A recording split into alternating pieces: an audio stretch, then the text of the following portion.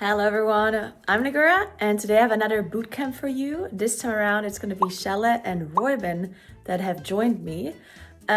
Excuse the setup here, I forgot to record this intro and I'm about to do a cycling tour, so but don't mind it. Anyway, so when I talked to Roiben and Sjele, I was thinking that I'm going to turn this bootcamp series into more of like a podcasty vibe with the basic idea being how to improve as a player, and the series would be conveying the information in a more digestible way because we have so many guides out there and so much information about World of Warcraft. So it's not that we have the lack of information for people to improve or learn from.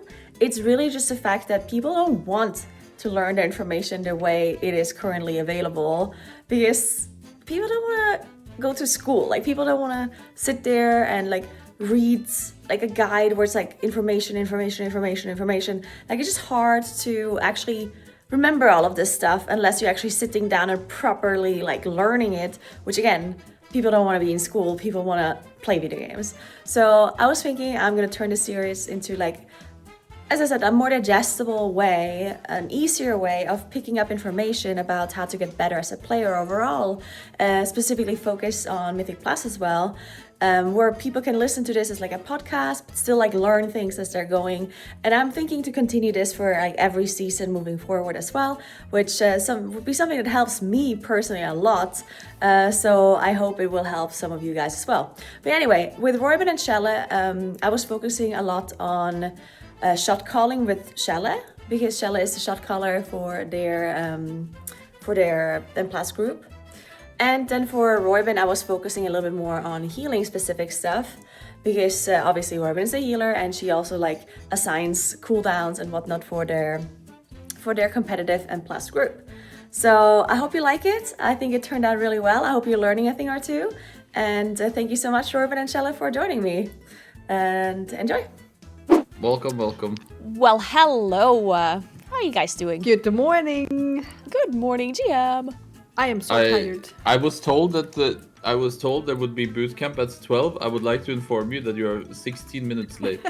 I am indeed very sorry, but I did give you some extra time to eat your breakfast, which you do at noon apparently, and drink your coffee, right? No, Mano does that. Yes. I make sure that I'm ready. No, I'm sorry. I had some stuff to do. It was 12. I said I'm gonna make my coffee now, and he started complaining. But we said that we're meeting at 12, and now it's 12, and you just start making your coffee. Maybe I'm a little too strict, but you're gonna be 2 minutes too late when you're making your coffee just now. Yeah. I like how this is usually the opposite, right? It's the Germans that are usually so punctual. You've been in Germany for too long, Shella. Anyway, I would like to say sorry that I'm late. Yeah. And thank you that you're joining me for this M+ bootcamp. Yeah. What are we doing? Yeah, so We're bootcamping. my plan was obviously. we're bootcamping, yeah, of course. Yeah.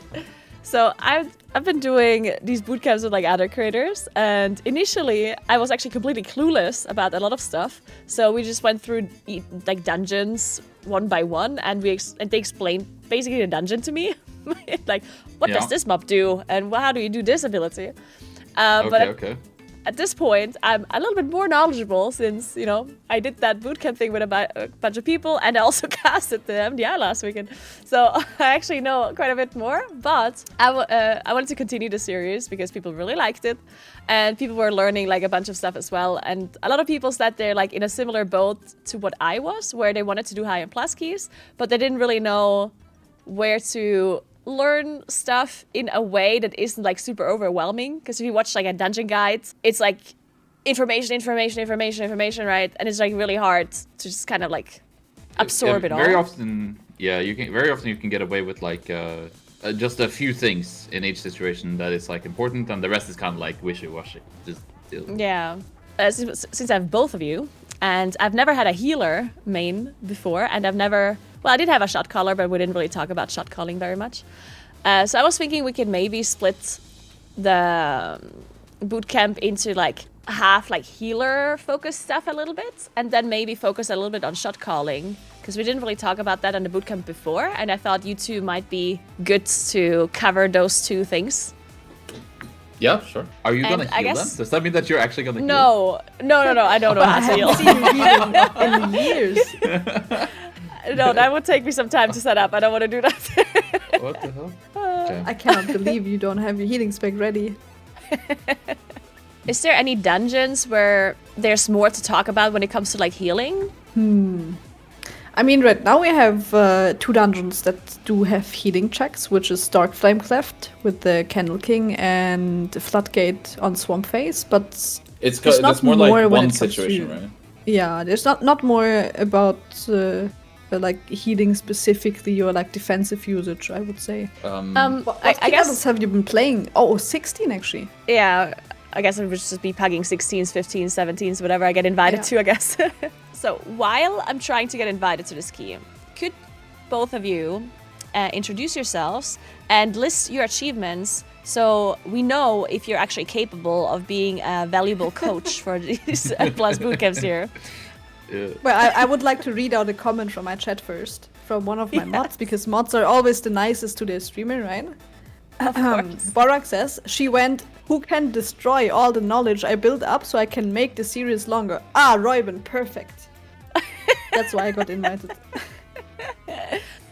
But what's your achievement? Whoa. It's nice and friendly, Okay, your achievements. So you're Roiben, right? How long have you been playing WoW? What are you playing? And what have you been doing in WoW? Okay, so I have actually been playing WoW for a quite long time, but I also took a super long break. I started playing at the end of a Burning Crusade, and I barely remember any of that because it's so long ago. And then I took a like 5 or 6 year break when Mist of Pandaria started, and I would say I actually started playing the game in BFA. And I initially started playing as a Boomy main as well. What a great So expansion I to was- start properly playing in as well. Yeah, I really liked that expansion. I know a lot of Did you people actually? say that Legion was insane. I did like it. I don't know. A lot of people say Legion was insane and BFA was super bad and not so fun. But I don't know. I like BFA. There are some Maybe people because I just who came back. like licorice too, so don't worry about it. And they would be Whoa, wrong. whoa, whoa. But yeah, I pretty quickly swapped to healing and started as a Rested Druid one trick, and was interesting at the start. I think getting into healing is not the easiest. I pretty quickly then started multi-classing and playing high keys, and I got a lot of like rank 1 healer seasons, rank 1 world on different healer classes. I think so far we've had Holy Priest and Resto Druid and Holy Paladin and now Disc Priest for 2 seasons in a row. And yeah, just started playing competitively as well with the Great Push Mania. I think I have only done 1 MDI and a couple of great pushes as the healer. How was the switch to healing for you? Like, was it really rough initially, or how fast did you manage to just get good at healing, basically? I think it wasn't that rough because before I took a very long break, I was also just main healing. I don't know how it happened that I came back to the game and thought, now I'm playing Boomy, but I did have a little bit of healer experience before. But I think the it thing was... is- I was really bad. Shella wanted to say that for sure because No, it was very easy for you to transition to healer because it was the Prideful season, right? Season that's one, true, yeah. season 1 of Shadowlands, where you transitioned, and you were basically just healing the Pridefuls anyway as a booming. So Oh, it was yeah, kind of true, fun. yeah. that was so good times. Yeah, I think it wasn't that hard because I started like as soon as I actually played the game more serious and not just casually an hour or 2 a day, I started with the healing, so I just learned it from the scratch as I got deeper into the game. Now you need to Yep, speedrun so- your introduction, Shella. We're gonna have to skip Shella's introduction for now and do it afterwards. Since it's mainly That's fine. Roiben talking about the healing, I think even if Shella wouldn't be good enough to be a coach here, then we can just kick him afterwards. It's okay. Oh no. Well, the good thing is Shella actually knows a lot about healing as well, because we usually do a lot of defensive management together. When it comes to bosses, you very often have like a full script of when you want to press healing and when you want to press defensives, which Yeah. I think this season is a little different than in previous seasons because Disc Priest just has kind of different buttons when it comes to the healing, depending on how fast you're before and just how the class works.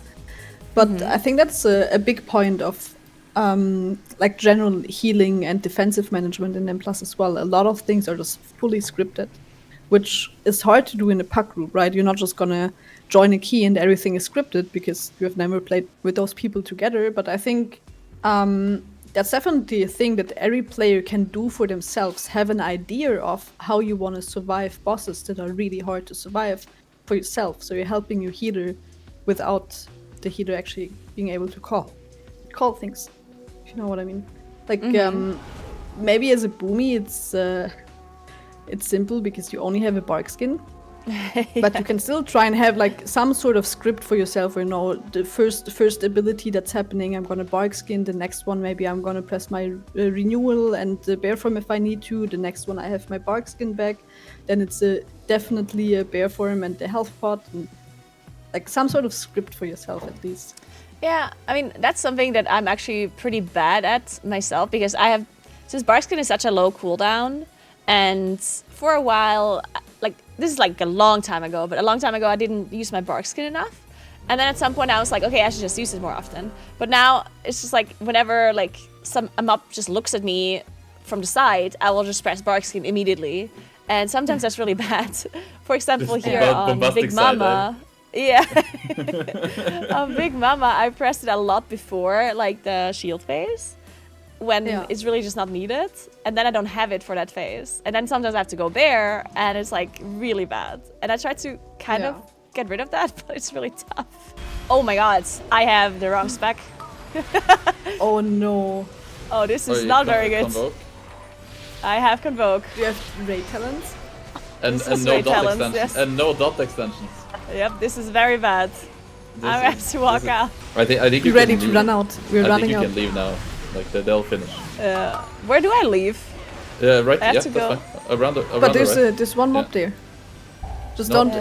Wait, even if you pull, you can just run out. You can run out. Wait, why is everyone running out? Wait, why is he running out? Oh, they died. Well, apparently it's a reset angle. Resilient? Oh, is it yeah, don't tell them that like you had the wrong talents. Okay, yeah, let's pretend this was all intended. Okay, we're cutting this out of the YouTube video, of course. Oh, don't stand in the shot. Why not? Can you explain? No, it is very easy to die on pull if you get like double dynamite and stand in the shreddinator and you don't press anything. You can very easily just get one tap here. Yeah, actually, but you can dodge the shreddinator, right? If you just move while it's being cast, you can dodge it. Oh, so you don't take any damage at all, basically.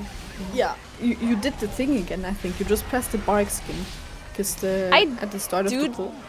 Okay, so on this pull, I actually do it on purpose because basically I'm dotting everything and pressing my cooldowns, and I'm kind of like busy doing that. No, I agree with that. I agree with that one. I do exactly the same. I do exactly the same. And the first time I get targeted by anything on this pull, I just press bark skin. Well, what I think is really, like, from a healer perspective, what's really good, I think a lot of people aren't using that. The targeted spells we got. Oh my. Oh my. The targeted spells we got that you have in the middle of your character that shows you when you're targeted by specific spells. Yeah. That's a very helpful thing. I think a lot of people are missing to press their defensives or don't even know that they're about to die because they don't see that they're targeted by something. So I think this weak aura that shows you what's targeting you is very OP. The other thing that I think is really good that you're already tracking it is the shields from a priest, actually. Because especially this season when Oracle Disc Priest is like just giving people 9 million HP shields, seeing a shield on yourself is so important as well, because it might be the difference of am I pressing my defensive here or not. If you see I'm targeted by an ability, but I have a 5 million shield, then you might just hold your bark skin for when you don't have a shield and are being targeted by something. Yeah, that's definitely also like mage barrier or something when there's like a mob that only does AoE once in a blue moon, then you don't have to like overlap. Something that happens to be a lot here is like I underestimate the detonation range of these bombs. It's huge. Oh, like, is it actually? Would I be lying here? Yeah. Oh, okay. Like you're fine now, but like you were really close to being dead there. Like these bombs, when they explode, the AoE is so much bigger than the actual bomb. Oh, And okay. there's no indicator. You just stand there and then you die. So here in this situation, I think it would have been better for the tank to not aim the boss to the bomb, right? If there's only one left and you trust your team, 100%. Yeah, you just need to trust your team, I guess. Yeah. Which in a pack, I guess, maybe is a little bit much to ask for. For defensives on this bomb, I just recently figured that out as well. I think it's very important in general when it comes to healing and like good defensive usage and helping your healer as much as you can and just minimizing your own risk of dying, to understand the bosses and just understand what's the conditions that are killing you on a boss fight actually. And I've learned here that the boss is never targeting the same person twice with the shot it does. Like the shot you're getting right now, the next shot will not be on you, guaranteed. It cannot be 2 times in a row on the same person. Oh, so that's already one good thing to know. Yeah, in the same it does set. It does sets of 3 or sets of 4 shots, and you can get number 4 and number 1, right? But you never get 1 and 2, right? Okay, so for example, what I see very often in pack groups, and I think people can get better with that, is they take damage and they instantly react with a health pot, or you did it on one of the first shots. You got a shot and you instantly renewed yourself, which is, I mean, you should press the button and not sit on it forever. But there was no reason to press the renewal because there's no follow-up damage on yourself. This is also like really, really good for healers to know, in case some healers that are watching, because that means like if one person gets shot and they drop low, you don't immediately have to like top them up, because you know they're not going to get hit again. So I guess if there's 2 people and both of them, let's say, are on 50% HP, one person is on 50 because they just got shot, and the other person is on 50 because of some other reason, then the person that was lower before has a higher priority, of course, to be healed up. Because they could get shot.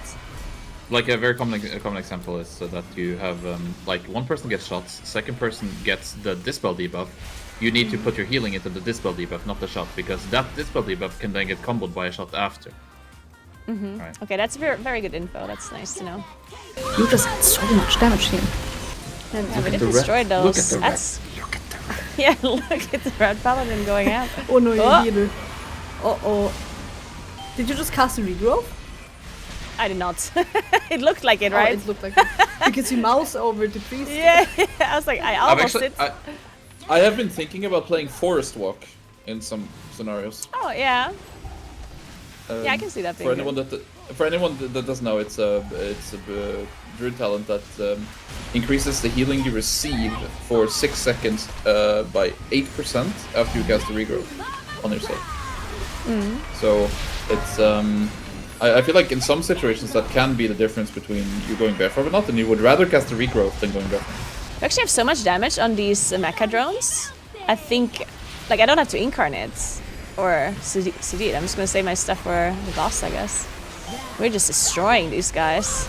I was also wondering one thing, like if there's if the boss does this, like the jump start here, right? Where it's an AoE that happens every like minute, where I could use my bark skin on.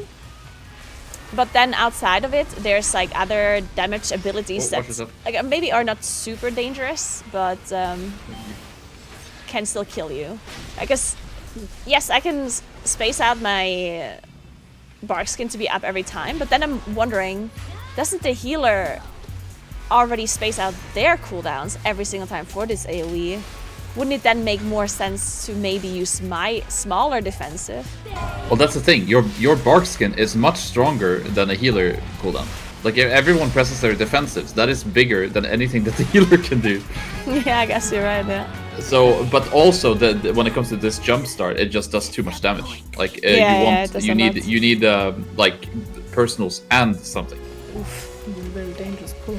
Yeah. This pull coming from the boss is actually so hard to heal. Oh no. Yeah, I'm not sure why the priest died, but I guess it was a little bit doomed as soon as the priest died during that AoE. So we're going again. Yeah, we're going again. This is a good group. Okay. This is very uncommon. This is very uncommon that a group doesn't disband.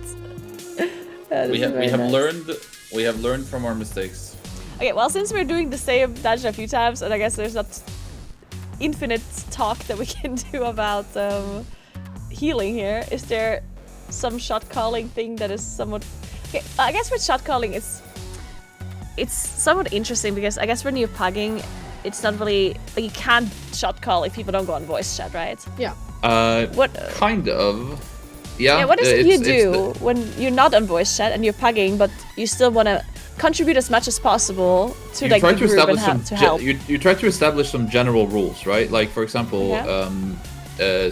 either via auto marker, and everyone is like, okay, this is my marker, this is your marker, right? And when you see it, you just put it on focus, and that's your guy.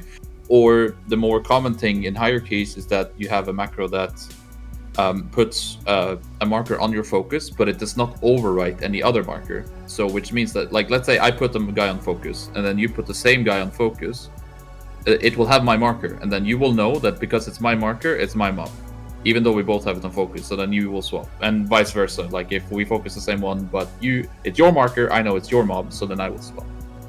That's a way to like assign kicks, but everyone needs to take initiative to do that. The other thing you can do in a pug is to establish some like general rules. For example, with the meta comp right now, it's very common to do grip into beam. Like the demon hunter, you kick everything once, and then the demon hunter does like a stun, and then a grip, and the grip is your cue as a boomkin to press beam. And everyone knows that there's gonna be a beam after the grip, right?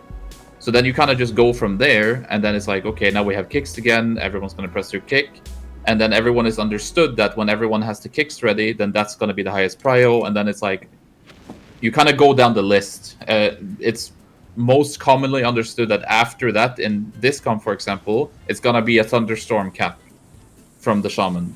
So you kind of need some general rules that you go by. And as long as everyone is paying attention, then it does kind of work out. It will not be as good as someone just sitting in your ear and telling you what button to press always.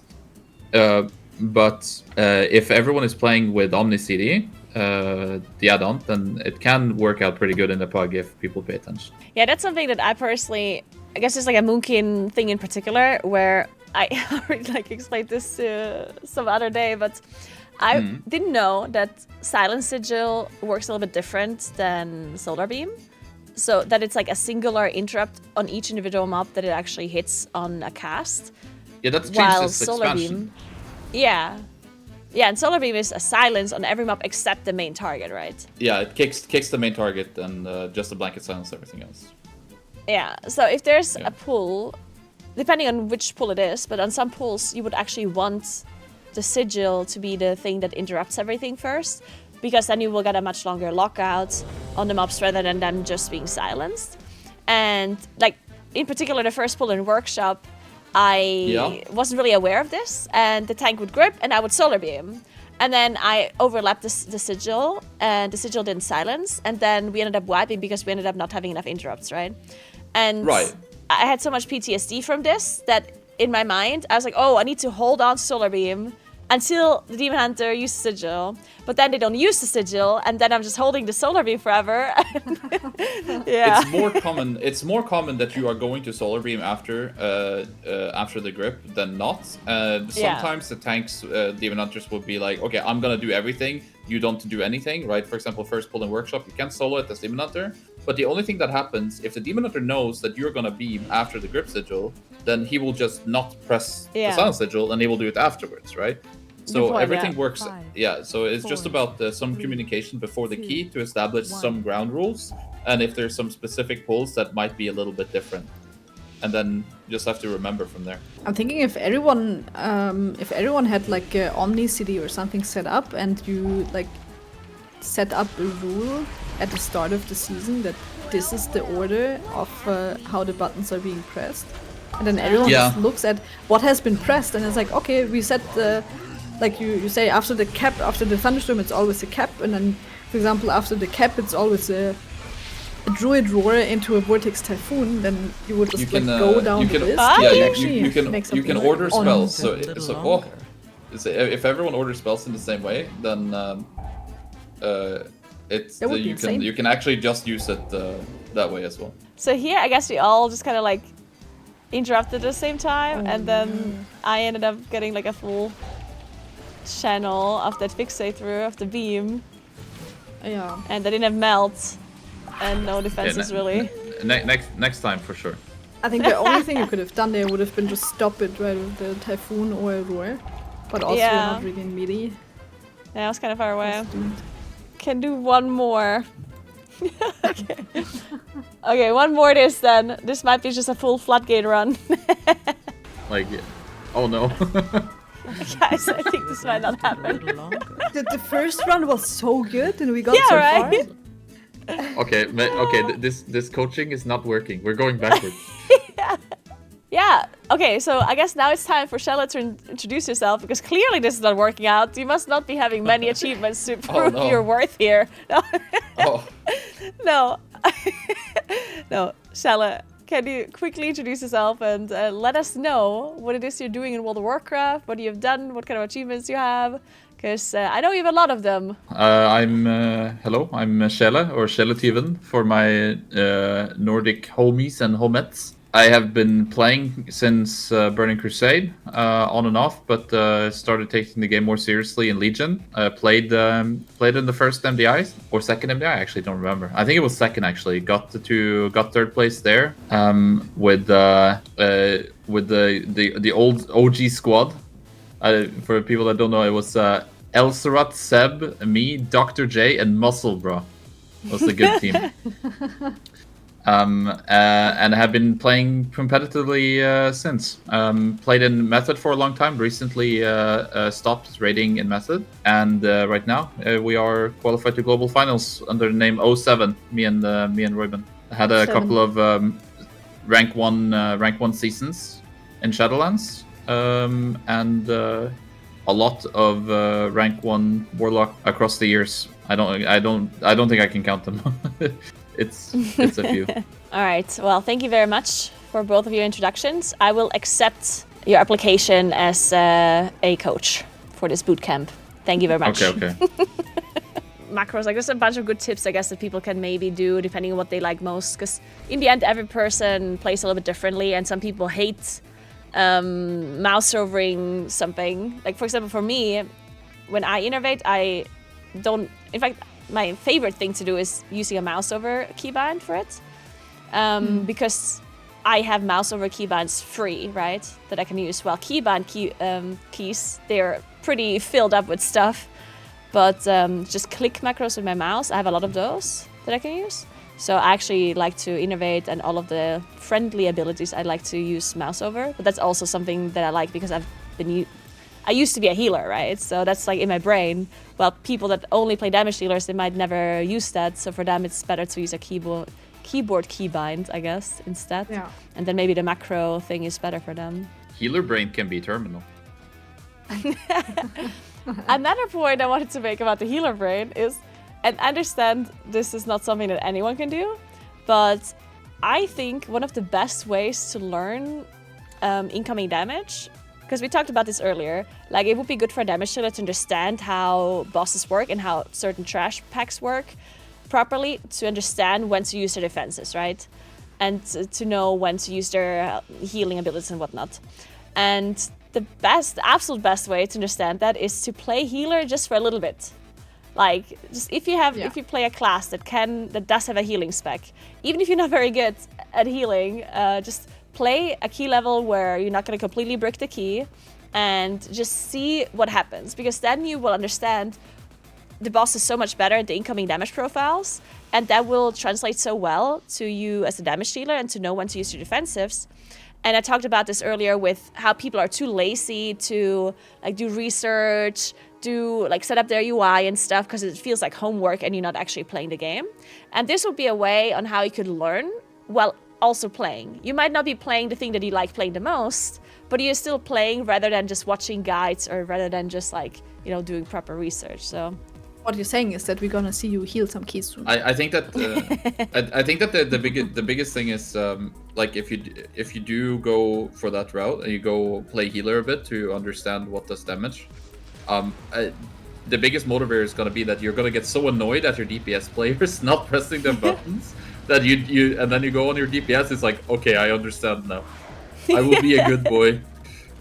I actually keep saying that I think healers main are better DPS players when it comes to that, which is likely just like you just described. They know when things are hurting and when you're likely to die and when it would help the healer to press defensive. So I've, for example, played with 2 healer mains that swapped to DPS for a season or just a couple of keys that were Thenner and Shatsi, and I was so happy with them. It was like paradise for me to heal them because they just knew when to press their off heals and they knew when to health pod or when to press their defensives when it made sense. And I was just sitting there thinking, holy, if all my DPS players were like this, I just could go AFK and actually be just decoration, like most people say.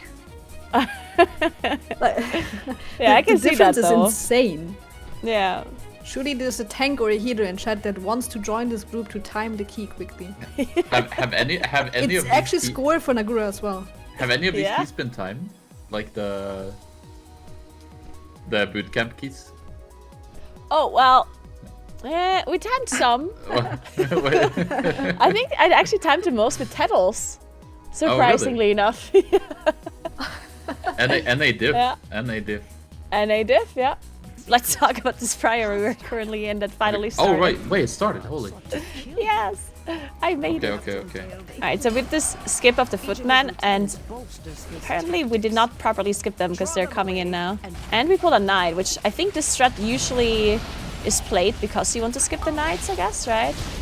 No. This is normal pull. You can skip the first footman, but this is like a normal first pull. I'm getting shot. I do not like this. Yeah, you need to move. The thing to look out for on this pull is the defend and the thunderclap. Yeah. We have impaled now as well. Wasn't necessary. Fuck. Well, Are we going again? Is it resilient again or? I don't think. I mean the DK said GG, so I think. Oh no. To play with Oh. you again. Well, fuck.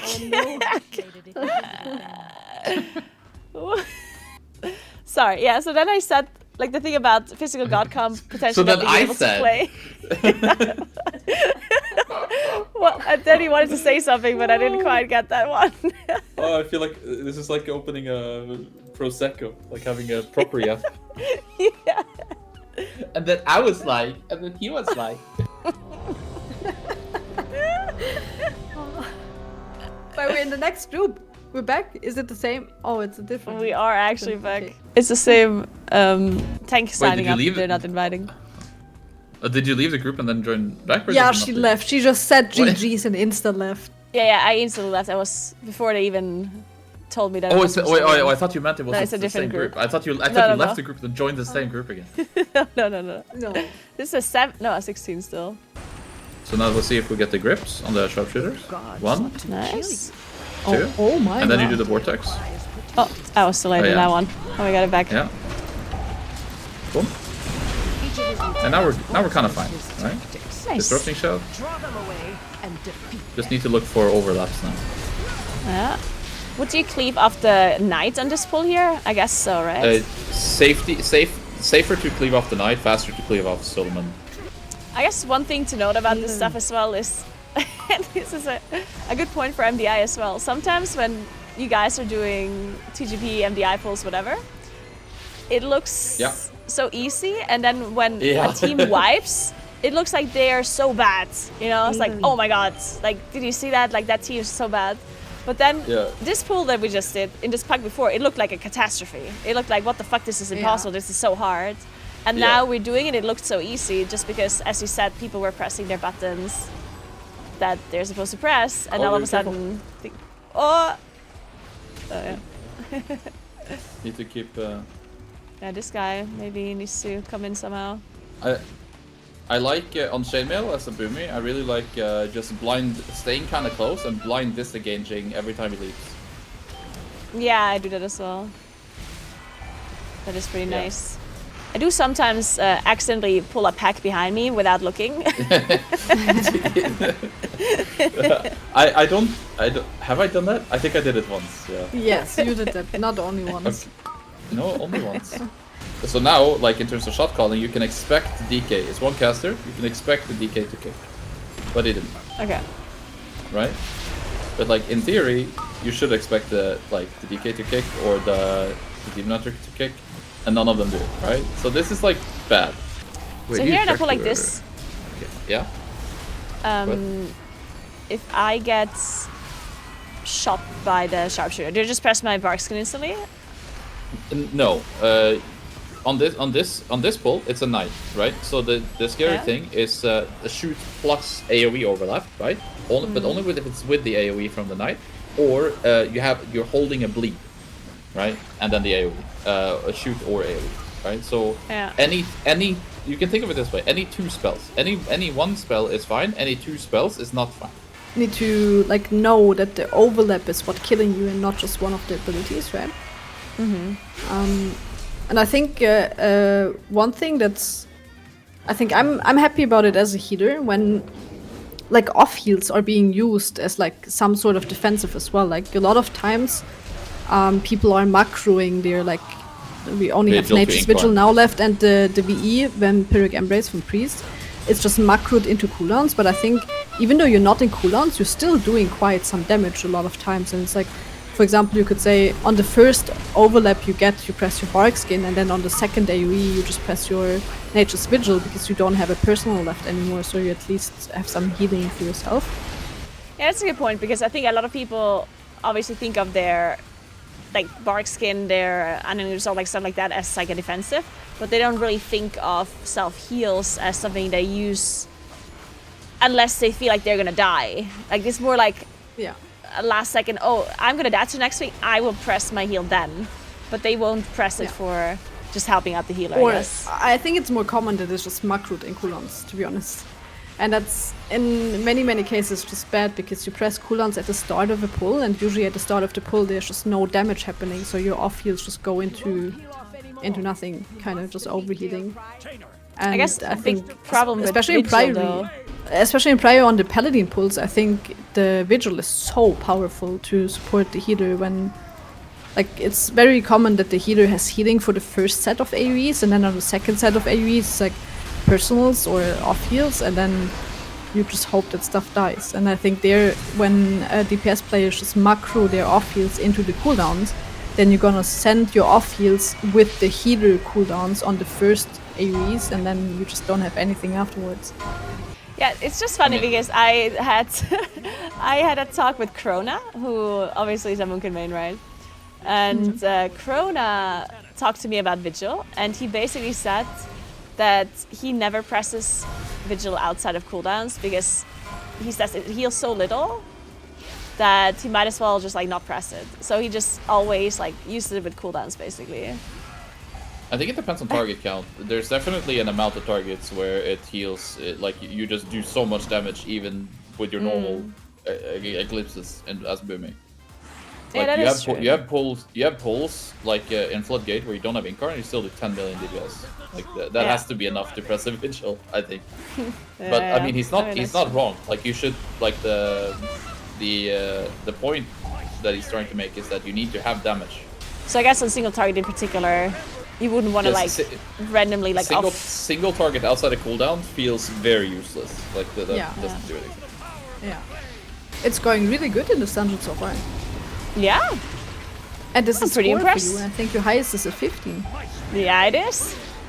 Actually, I just saw a small thing that I think is a very general thing that's important to understand as well when it comes to absorb effects. The mage just presses mass barrier. That's like a group absorb, and when he's playing, he is arcane. It's like a 40% DR, while the barrier is active as well.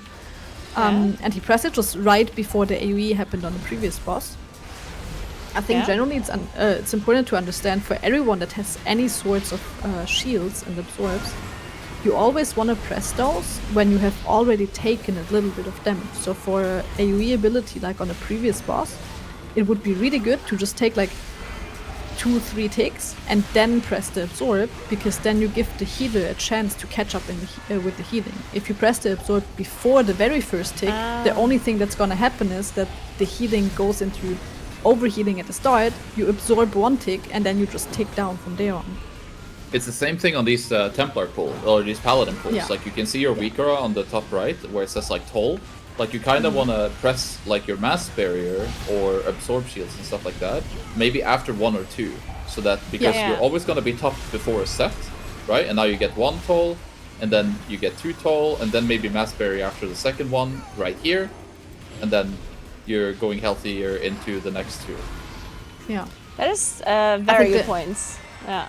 The only exception is probably warlocks with their pact, because if you pact on low HP, then the pact is smaller, right? Yeah.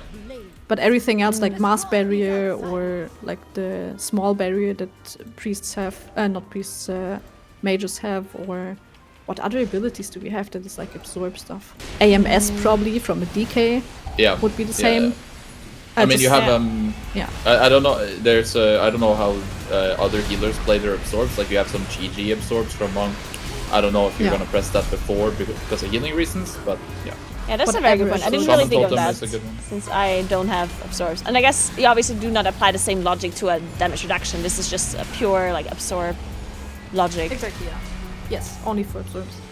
So if you're a DK here, or I guess generally for healing and the way you deal with this mechanic, like usually if you're the DK, you want to use the 5 stacks. So the winged bubbles, like when there's 5, you want to use your AMS usually, right? I think so, yeah. And then the tank does the 3. I think that's more common. But there is a way where you can do 2 in a row and then skip 1, and then 2 in a row and then skip 1.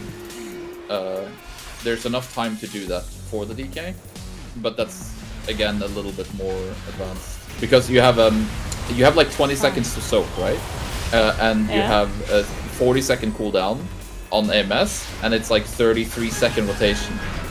So you can, if you take the 3 insta, then you can take the 5 delayed, and then you have a gap, and then you will take the 5 insta, and then the 3 delayed, and then have a gap, and then keep going like that. Do the priests also explode when they die?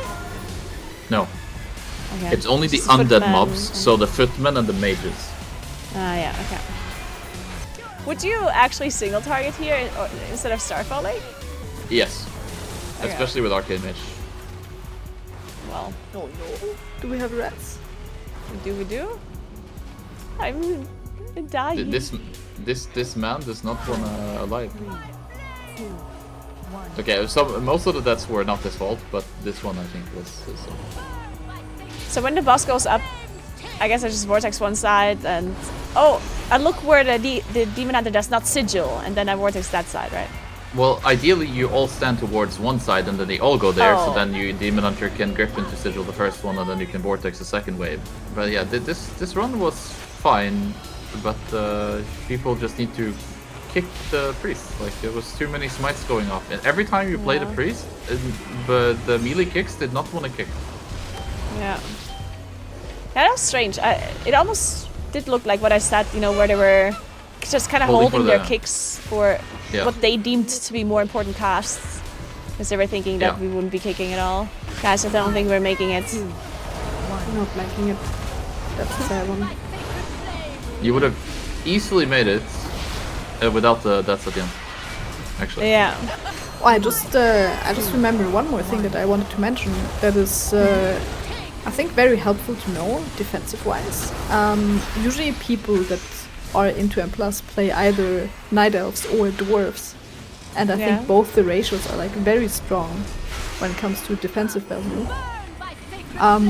There's a lot of abilities that you can either dwarf off if you get it or shadow meld it, and I think it's very important to know which ones can be melded and dwarfed away. For example, I think the biggest shadow melds this season are in Mechagon Workshop, the last boss. You can just shadow meld the Zap when you target it, which is kind of one of the only damaging mechanics that you take there. Or you can dwarf a lot of magic dispels, like the dogs in Workshop, or bleeds in Meadery is this a dungeon big- here. Meadery is Yeah, a big one for Meadery as dwarves. well has a lot of dwarfs when you get the bee stings or some dispel debuffs as well in the first area. Let me think. there's a Well, the couple of leap, I small guess, things as as we well. talked about on the first boss here in Priory. Yeah, or in Dark Flame Cleft on the last boss, you have the 2 abilities that are dealing damage, the AoE from the boss, and then the circle that one player gets. You can shadow meld that circle. The visual stays on the character, but it does no damage if you shadow meld it. Yeah, So I that think that's can be also a like cool scary. thing That's good to to know. know. Yeah. Because Yeah. sometimes if you don't know and then another person sends it and everyone else like will walk away and lose damage because they don't get it. So, yeah. You gotta Guys, I don't always think we're assume timing it's this key ready. either, yeah? No. Oh no! But that's This, also this is 13 definitely going deaths. into your review as coaches, yeah? What the hell? I cannot but I believe think we Tettles have will to go, though. win. Oh yeah, okay. Actually, We have to go. Yep. But Do thanks not for get a having us. coffee, yeah? It's time to be ready. No more Yep. coffees. No, thank you so much for being here. That was very insightful, very helpful. I'm sure everyone that was watching learned a thing or two as well. So really appreciate this for coming by, and maybe another time again. We had a Yeah. short amount of time. There's still a million questions I could ask, but yeah, thank you. Yeah. Good luck. See you later. Thank Thanks a you. lot for Enjoy your having us. practice. Bye. Good luck. Good luck. Bye. I love Sjele and Roiben. I love talking to them. Whenever I do this like podcast, I wish I just had more time, honestly. And it's already was a lot of time. Like we talked for like 2.5 hours or so, I guess. But there's just so much stuff I would like ask them, and so many different topics as well. You know, I want to talk about healing. I want to talk about shotcalling. I want to talk about the MDI in general. Like there's a million things. They're good kittens, they really are. Yeah, make sure you both give Sjele and Roiben a follow on their stream if you haven't yet. They are streaming a lot outside of their TGP and MDI practice, of course, that they're probably going to keep a secret, like most teams are. But outside of that, they definitely are streaming a lot. I guess when I do these talks about, I don't know, what do you think? Because I mean, generally about these and plus bootcamps, right? At the very start, it kind of made sense that I was playing a key and people were watching me. And I do think it still makes sense to have people watch if to give general tips in the dungeon. You know, at the very start when we did the Floodgate, Shella was giving me a lot of tips that were actually really useful about, and also like defensives about when to use bark skin and what I should have done here, where I should have positioned that I could dodge this blade. Like stuff like that is very useful. But then when we switched our focus on more MDI talk and more shot calling talk and then how to prepare for TGP and stuff, maybe it makes more sense for me to like stop playing at that point, because at that point I'm just running a dungeon and it's kind of disconnected to what we're talking about, and maybe it's just distracting. What do you think? Would you prefer it if I just like stop playing at that point and we just like kind of like sit down and like talk, or do you not mind me playing? I personally don't really mind playing while talking, but at the same time, I want, if it's not really helpful and if it doesn't do anything, then I might as well not. And then at the very end, I could also do like a question thing from like the viewers too. At that point, it would really be like a podcast thing though. And this was not supposed to be a podcast thing. Yeah, like a Q&A at the very end would be really cool, so I could actually pull in questions live. So it would be like a live podcast almost. It morphed into one. I like it very much. It did kind of morph into one, and I don't mind it. I think this is very cool. I do think that, like, one problem that I personally have with it, which I also like reflects in the YouTube video that we make out of it, is that I'm kind of all over the place because, first of all, I'm playing a key, right? Which means there's some focus that I have to put into the dungeon. I still am pretty capable of listening to everything that's going on and like answering and stuff, but sometimes I feel like it's just all over the place, you know? At the start when I did the bootcamp, we did a dungeon, and then it made sense because we just talked about the dungeon, and it was just this dungeon and then the next dungeon. But now since we did that already with the dungeons, I feel like now it's a lot more general stuff that we talk about, while including some more dungeon knowledge as we go. But obviously now I feel like there's not enough to talk about for a dungeon to only talk about that. Or at least not for me to still learn, because otherwise I would just repeat the same thing over and over and over, right? So now I'm focusing more on like things that we haven't talked about before, which is more general knowledge, on top of things that are maybe like just calling out my gameplay as it happens. As Shella, for example, said, like we talked about general like defensive and healing stuff, and then I did something wrong that he noticed, and then he pointed it out, and I think that's still kind of cool to have. So I do think I like that, but then, you know, then I say, let's talk about healing, and then we talk about shot calling, and then we talk about MDI, and it's like all over the place kind of, because I have so many questions as we talk. There's so many things in my head that are coming up, and I was like, oh, I want to know this, I want to know that, you know, and it's just super interesting. I love this because I personally just love it when people are super passionate about something And obviously all of the people that I've invited so far are super passionate about M+ and about TGP MDI, and I love when people are like super fucking nerdy about something, and then I can't stop myself, and I have like a million questions. I was like, what? So how are you doing this? Why is that? Like, and I have to learn to like maybe stick to a topic more, even if I have a question that comes up in my head. But if it's not super related to the current thing, then I kind of need to learn how to like remember the question for later. I can structure it a little bit better, I guess. I can say, you know, the first hour we're doing a dungeon or 2 dungeons, and we're just focusing more on like the dungeon, while some more general like combat talk, UI talk, stuff like that. And then I stop playing the dungeon, and then we do an hour of like more subjects that don't require me to play, and then I can actually take notes and stuff. And I can also like pre-plan some questions as well, some like general topics that would be interesting for me to hear, I guess. And then at the end I can leave some free-flowing time for like Q&As, and maybe also just generally whatever they want to talk about, or things that came up during the interview that I wanted to ask that I didn't. Yeah, these bootcamps, like I really like them, and I would like to continue doing them. But as you said, a lot of the things about the dungeons have been said already, and the value of me playing does go down a bit. I can turn it more into like a podcasty thing. And I don't know, what is it you guys would like me to talk about, or who would you want me to invite, and like what are the subjects you want to talk about? One thing that I was thinking about is like invite an add-on creator, like maybe something, because I asked Noggy already and he said he would be down, because I do think it's also super interesting to hear a little bit more insights about add-on creation and stuff like that as well. I do think that will be super interesting. And then I guess like there's so much stuff that is super interesting about the high-end World of Warcraft scene. Like honestly, I would even like to invite people that are like behind the scenes of the Race to War First as well.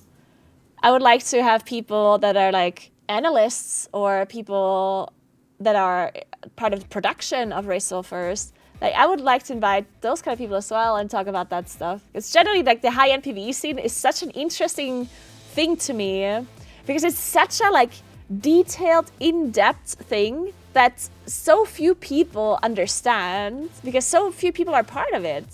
And even me, like I have been part of the high-end PvE scene for so long, casting MDI, casting Race War First, being part of the Race War First, participating in MDI. Like, I've done so many things myself, and I still do not understand a lot of this stuff because it's so niche. Like, when it comes to the production side of things, or analysts, I have not been an analyst myself, and I haven't been part of the race myself when analyst was a thing.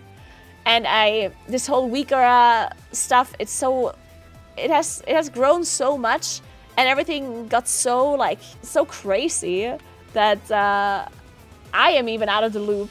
So inviting these people and talking about it would be really cool.